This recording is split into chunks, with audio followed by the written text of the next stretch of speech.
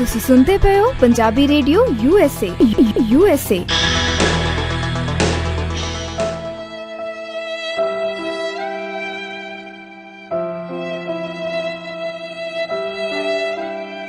Punjabi radio USA ਸੁਣ ਰਹੇ ਸਾਰੇ ਹੀ ਸਰੋਤਿਆਂ ਨੂੰ ਇੱਕ ਵਾਰੀ ਫੇਰ ਜੀ ਆਇਆਂ ਨੂੰ ਆਖਦੇ ਹਾਂ ਅਤੇ ਸਭ ਤੋਂ ਪਹਿਲਾਂ ਸਾਹਿਬਾਂ ਵੱਲੋਂ ਬਖਸ਼ੀ ਹੋਈ ਫਤਿਹ ਪ੍ਰਵਾਨ ਕਰੋ ਜੀ। ਵਾਹਿਗੁਰੂ ਜੀ ਕਾ ਖਾਲਸਾ, ਵਾਹਿਗੁਰੂ ਜੀ ਕੀ ਫਤਿਹ। ਅਤੇ ਅੱਜ ਦੇ ਦਿਨ ਜਿੱਦਾਂ ਆਪਾਂ ਸਾਰੇ ਹੀ ਜਾਣੇ ਜਾਣਦੇ ਹਾਂ, ਜੂਨ 84 ਦਾ ਜਿਹੜਾ ਘੱਲੂਘਾਰਾ ਹੋਇਆ ਸੀਗਾ, ਜਿਸ ਦੇ ਵਿੱਚ ਭਾਰਤੀ ਫੌਜ ਨੇ, ਭਾਰਤੀ ਹੁਕਮਰਾਨਾਂ ਨੇ ਜਿਹੜਾ ਜੀ ਸਿੱਖਾਂ ਦੇ ਉੱਤੇ ਸਿੱਖੀ ਦੇ ਉਸ ਥੰਮ ਦੇ ਉੱਤੇ ਜਿਹੜਾ ਜੀ ਹਮਲਾ ਕੀਤਾ। ਅਤੇ ਉਹਦੇ ਬਾਰੇ ਜਿਹੜਾ ਜੀ ਸਾਰਿਆਂ ਨੂੰ ਬਹੁਤ ਜ਼ਿਆਦਾ ਸਿੱਖਣ ਦੇ ਵਿੱਚ ਬਹੁਤ ਜ਼ਿਆਦਾ ਰੋਸ ਪਾਇਆ ਜਾਂਦਾ ਇਸ ਚੀਜ਼ ਦੇ ਉੱਤੇ। ਅਤੇ ਰੋਸ ਕਿਉਂ ਨਾ ਹੋਵੇ, ਕਿਉਂਕਿ ਸ਼੍ਰੀ ਅਕਾਲ ਤਖਤ ਸਾਹਿਬ, ਸ਼੍ਰੀ ਦਰਬਾਰ ਸਾਹਿਬ ਦੇ ਉੱਤੇ ਜਿਹੜਾ ਹਮਲਾ ਹੋਇਆ, ਹਜ਼ਾਰਾਂ ਹੀ ਜਿਹੜੇ ਆ ਜੀ, ਕਈਆਂ ਦੀ ਜਿਹੜੀ ਆ ਜੀ ਜਾਨ ਗਈ ਉਸ ਚੀਜ਼ ਦੇ ਵਿੱਚ। ਅਤੇ ਅੱਜ ਸਾਡੇ ਨਾਲ ਉਸ ਚੀਜ਼ ਦੇ ਉੱਤੇ ਗੱਲਬਾਤ ਕਰਨ ਦੇ ਲਈ ਜੁੜੇ ਹੋਏ ਆ ਸਰਦਾਰ ਪਰਮਜੀਤ ਸਿੰਘ ਗਾਜੀ ਜੀ। ਜੀ ਆਇਆਂ ਨੂੰ ਆਖਦੇ ਹਾਂ ਸਰਦਾਰ ਪਰਮਜੀਤ ਸਿੰਘ ਗਾਜੀ ਜੀ ਪੰਜਾਬੀ ਰੇਡੀਓ USA 'ਤੇ।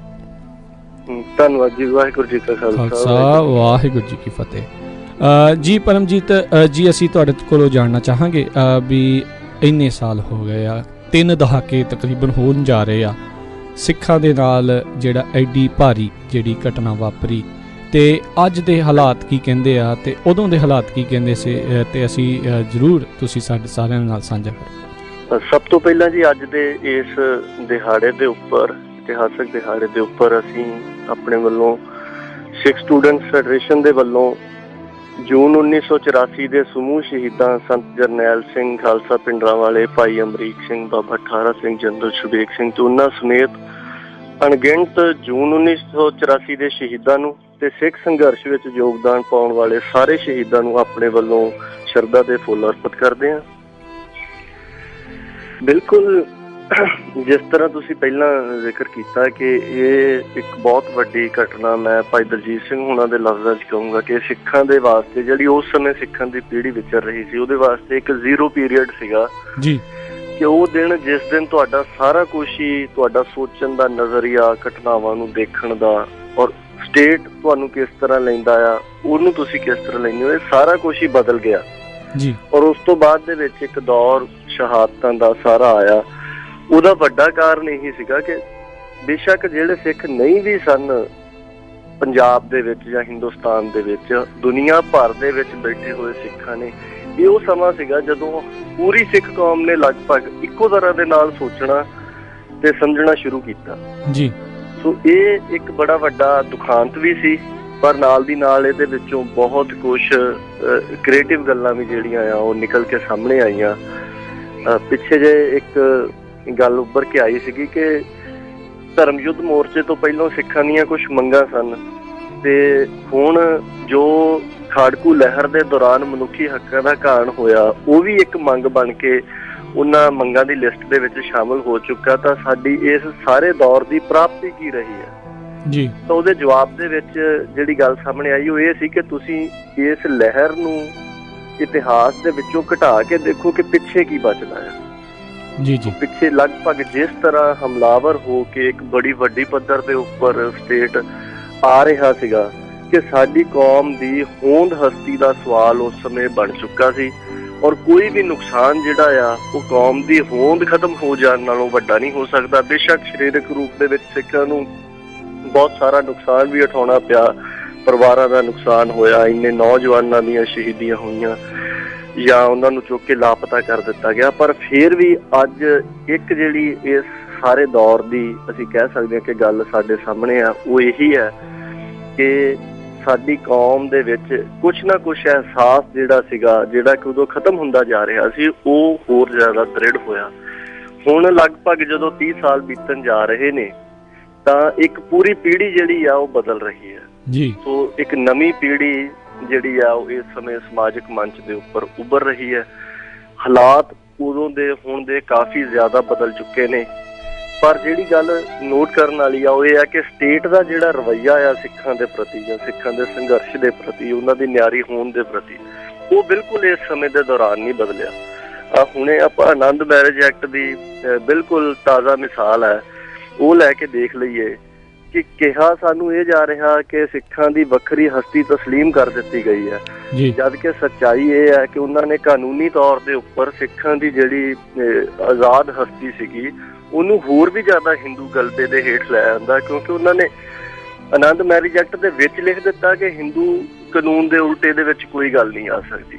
ਸੋ ਇਹ ਸਾਡੇ ਸਾਹਮਣੇ ਬਿਲਕੁਲ ਪ੍ਰਤੱਖ ਮਿਸਾਲ ਹੈ ਕਿ ਅੱਜ 30 ਸਾਲ ਦੇ ਬਾਅਦ ਵੀ ਜਿਹੜਾ ਹਕੂਮਤ ਦਾ ਨਜ਼ਰੀਆ ਆ ਉਹ ਬਿਲਕੁਲ ਉਸੇ ਤਰ੍ਹਾਂ ਦਾ ਆ। ਤੁਸੀਂ ਗੁਰਦਾਸਪੁਰ ਦਾ ਇੰਸੀਡੈਂਟ ਦੇਖਿਆ, ਭਾਈ ਬਲਵੰਤ ਸਿੰਘ ਰਾਜੂ ਹੋਣ ਵਾਲੇ ਉਹ ਪੰਜਾਬ ਬੰਦ ਦੇ ਸੱਦੇ ਤੋਂ ਬਾਅਦ ਕਿ ਕਿਸ ਤਰ੍ਹਾਂ ਘਰਾਂ ਦੇ ਦਰਵਾਜ਼ੇ ਤੋੜ ਕੇ ਪੁਲਿਸ ਨੇ ਅੰਦਰ ਦਾਖਲ ਹੋਣ ਦੀ ਕੋਸ਼ਿਸ਼ ਕੀਤੀ ਔਰ ਭੱਜੇ ਜਾ ਰਹੇ ਲੋਕਾਂ ਦੇ ਉੱਪਰ ਜਾਂ ਸ਼ਾਂਤਮਈ ਬੈਠੇ ਹੋਏ ਨੌਜਵਾਨਾਂ ਦੇ ਉੱਪਰ ਗੋਲੀਆਂ ਚਲਾਈਆਂ, ਉਹਨਾਂ ਨੂੰ ਸ਼ਹੀਦ ਕੀਤਾ ਗਿਆ।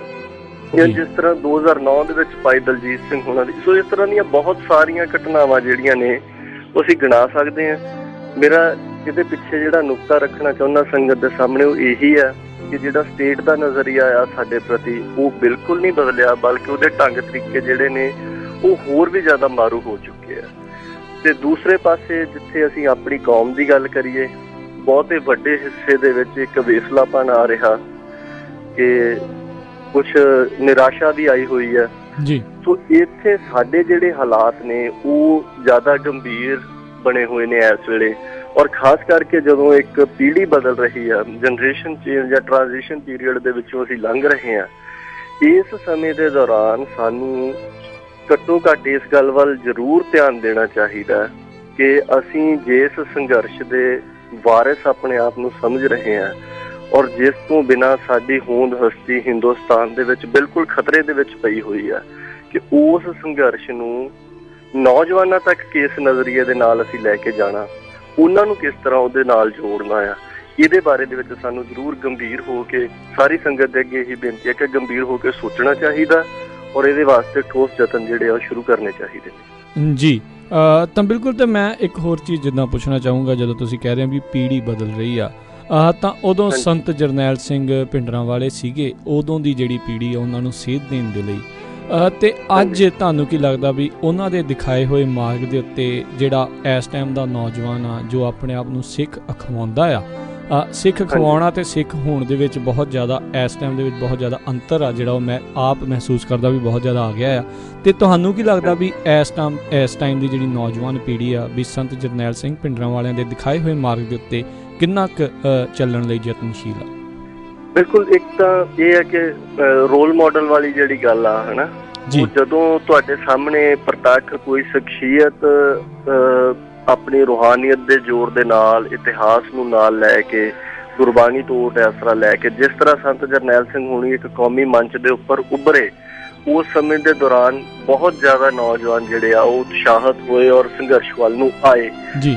ਅੱਜ ਠੀਕ ਹੈ, ਸਾਡੇ ਕੋਲ ਸੰਤ ਜਰਨੈਲ ਸਿੰਘ ਹੋਣਾ ਦੀ ਸ਼ਖਸੀਅਤ ਦਾ ਇੱਕ ਬਿੰਬ ਹੈ ਤੇ ਸਾਨੂੰ ਅਸੀਂ ਇਹ ਵੀ ਮਹਿਸੂਸ ਕਰਦੇ ਹਾਂ ਕਿ ਥੋੜੇ ਬਹੁਤੇ ਫਰਕ ਦੇ ਨਾਲ ਕਿ ਅਜਿਹੀ ਕੋਈ ਵੀ ਸ਼ਖਸੀਅਤ ਜਿਹੜੀ ਆ ਉਹ ਕੌਮੀ ਪੱਧਰ ਦੇ ਉੱਪਰ ਹਾਲ ਦੀ ਘੜੀ ਪ੍ਰਵਾਨ ਹੋ ਕੇ ਉੱਭਰ ਕੇ ਸਾਹਮਣੇ ਨਹੀਂ ਆ ਸਕੀ।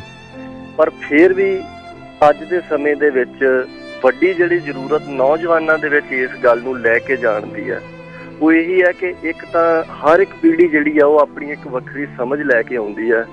ਸੋ ਜਿਹੜੀ ਹੁਣ ਪੀੜ੍ਹੀ ਆ ਰਹੀ ਹੈ ਉਹਨੂੰ ਅਸੀਂ ਜਿਹੜੇ ਪੁਰਾਣੇ ਸਾਡੇ ਤਰਕ ਸੀਗੇ ਉਹ ਲਗਭਗ ਉਹਨਾਂ ਦਾ ਜਿਹੜਾ ਜਵਾਬ ਆ ਉਹ ਸਟੇਟ ਨੇ ਇੰਨੇ ਜ਼ਿਆਦਾ ਰੌਲੇ ਰੱਪੇ ਤੇ ਗੰਧਲੇ ਪ੍ਰਚਾਰ ਦੇ ਰਾਹੀਂ ਕਿ ਗੱਲਾਂ ਦੇ ਪ੍ਰਤੀ ਮੈਂ ਹੁਣ ਪੰਜਾਬ ਦੇ ਵਿੱਚ ਅਸੀਂ ਇਹ ਚੀਜ਼ ਦੇਖਦੇ ਹਾਂ ਕਿ ਸਾਡੇ ਨੌਜਵਾਨਾਂ ਦੇ ਲਗਭਗ ਸਵਾਲ ਬਦਲ ਚੁੱਕੇ ਆ। ਬਹੁਤੇ ਬੰਦੇ ਇਹ ਸਵਾਲ ਕਰਦੇ ਆ ਕਿ ਜੇ ਸੰਤ ਜਰਨੈਲ ਸਿੰਘ ਹੋਣੀ ਦਰਬਾਰ ਸਾਹਿਬ ਦੇ ਵਿੱਚ ਨਾ ਹੁੰਦੇ ਤਾਂ ਦਰਬਾਰ ਸਾਹਿਬ ਦੇ ਉੱਪਰ ਹਮਲਾ ਨਹੀਂ ਸੀ ਹਨਾ। ਹਾਲਾਂਕਿ ਬੁਨਿਆਦੀ ਕਰਨ ਵਾਲਾ ਸਵਾਲ ਇਹ ਬਣਦਾ ਕਿ ਇੱਕ ਸਰਕਾਰ ਇਹ ਕਹਿ ਰਹੀ ਕਿ ਅਸੀਂ ਸੰਤ ਜਰਨੈਲ ਸਿੰਘ ਹੋਣਾ ਨੂੰ ਗ੍ਰਿਫਤਾਰ ਕਰਨ ਦੇ ਲਈ ਹਮਲਾ ਕਰ ਰਹੇ ਹਾਂ ਤਾਂ ਉਹਨਾਂ ਦੇ ਖਿਲਾਫ ਕੋਈ ਵੀ ਗ੍ਰਿਫਤਾਰੀ ਦਾ ਵਾਰੰਟ ਨਹੀਂ ਹੈਗਾ।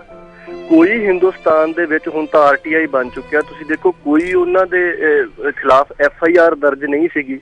ਔਰ ਸੰਤ ਜਰਨੈਲ ਸਿੰਘ ਹੋਣੀ ਜੇ ਦਰਬਾਰ ਸਾਹਿਬ ਦੇ ਵਿੱਚ ਸੀ ਤਾਂ ਬਾਕੀ 38 ਗੁਰਦੁਆਰਿਆਂ ਦੇ ਵਿੱਚ ਹਮਲਾ ਕਿਉਂ ਕੀਤਾ ਗਿਆ?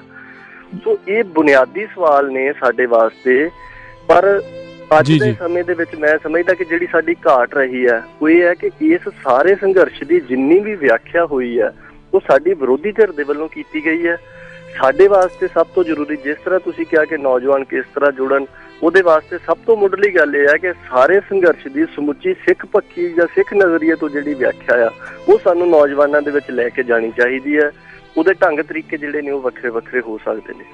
ਜੀ ਜੀ ਬਿਲਕੁਲ। ਅਤੇ ਅਸੀਂ ਬਹੁਤ ਬਹੁਤ ਧੰਨਵਾਦੀ ਹਾਂ ਤੁਹਾਡੇ, ਤੁਸੀਂ ਸਾਡੇ ਨਾਲ ਪੰਜਾਬੀ ਰੇਡੀਓ USA ਦੇ ਉੱਤੇ ਆ ਕੇ ਜੁੜੇ, ਕਿਉਂਕਿ ਆਪ ਪਰਮਜੀਤ ਸਿੰਘ ਗਾਜੀ ਜੀ ਬਹੁਤ ਇੱਕ ਨੌਜਵਾਨ ਸ਼ਖਸੀਅਤ ਨੇ ਤਾਂ ਅਤੇ ਉਹ ਵੀ ਬਿਲਕੁਲ ਇਸ ਜਿਹੜੇ ਆ ਜੀ ਕੰਮ ਦੇ ਵਿੱਚ ਡਟੇ ਹੋਏ ਨੇ। ਅਤੇ ਪਰਮਾਤਮਾ ਅੱਗੇ ਅਸੀਂ ਅਰਦਾਸ ਕਰਦੇ ਹਾਂ ਵੀ ਬਿਲਕੁਲ ਇਸੇ ਤਰ੍ਹਾਂ ਦੇ ਜਿਹੜੇ ਆ ਜੀ ਨੌਜਵਾਨਾਂ ਦੀ ਸਾਨੂੰ ਬਹੁਤ ਜ਼ਿਆਦਾ ਜ਼ਰੂਰਤ ਹੈ ਇਸ ਟਾਈਮ ਸਿੱਖ ਕੌਮ ਨੂੰ।